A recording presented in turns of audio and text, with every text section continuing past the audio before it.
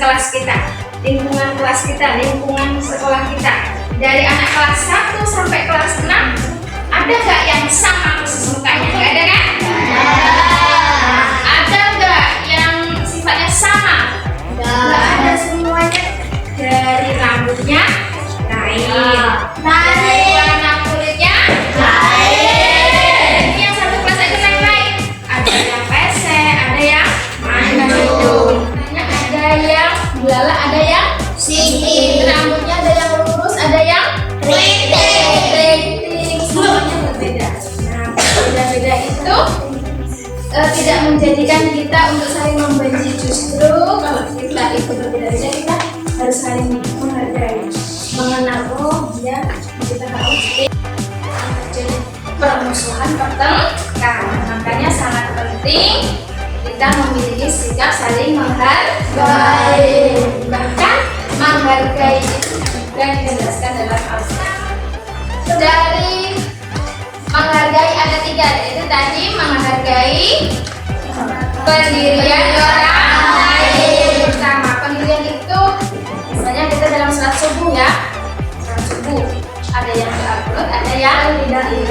Pendirian semuanya boleh, semuanya sah. Yang kedua, keyakinan orang lain. Keyakinan itu banyak sekali di Indonesia. Jadi ada berapa agama? 6. Apa aja? Islam, Kristen,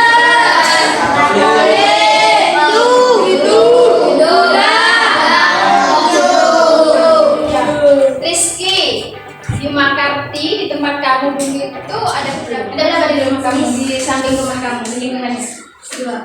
2. Apa? Islam sama apa yang ada di sana? Islam sama Kristen. Nah, kalau di tempat ibu itu ada 3. Ada 4. Ada Kristen, ada Islam, ada Hindu, ada Buddha. Itu orang Bali biasanya bisa pakai nasi itu. Nah, di situ ada. Nah, di samping lingkungan ibu itu banyak sekali pura. Puranya orang Hindu, ada juga yang beragama Buddha. Nah, itu jadi di samping di lingkungan ibu ada 4 macam. Mungkin di lingkungannya Halimah ada berapa? Ada 2 atau mungkin lingkungan Halimah ada Islam sama Hindu. Nah, anak-anak, di dalam Al-Quran dijelaskan dalam surah Al-Kafirun itu tentang menghargai. Ya, kita boleh menghargai keyakinan orang lain, tetapi tidak boleh mencampur adukan keyakinan kita. Ya, dalam surah Al-Kafirun ayat terakhir yaitu lakum dinukum waliyadin. Untukmu agamamu dan untukku agamaku. Bagaimana caranya?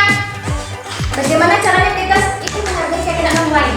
Yang pertama, kita membiarkan orang lain atau teman kita itu beribadah sesuai agamanya. Nggak boleh kita paksakan dia itu harus yakin dengan apa yang dia, nggak boleh memaksa. Sama juga, dia juga nggak boleh memaksa. Sama, kita juga nggak boleh ikut dengan agamanya. Contohnya Enggal ini temannya Kristen misalnya. Nah, setiap hari Minggu teman Enggal yang Kristen ini beribadah ke gereja. Nggak boleh juga Enggal ini ikut sama dia ke gereja ataupun memaksa dia.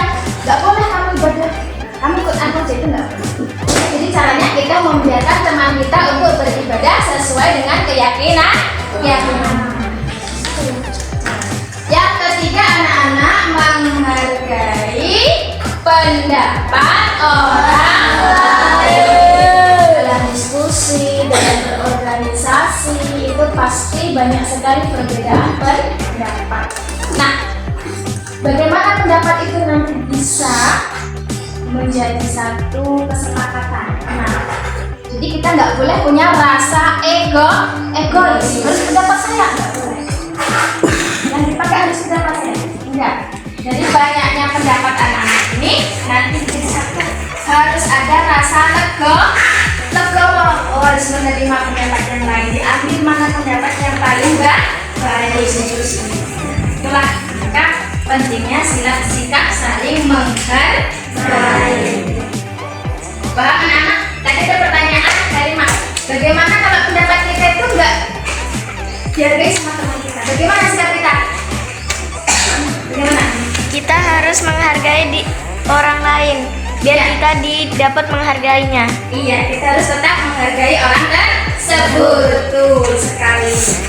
Nah, itu adalah bentuk atau cara kita menghargai teman yang tidak menghargai pendapat kita. Ada kesimpulan. Ayo coba dibaca bersama-sama kesimpulannya.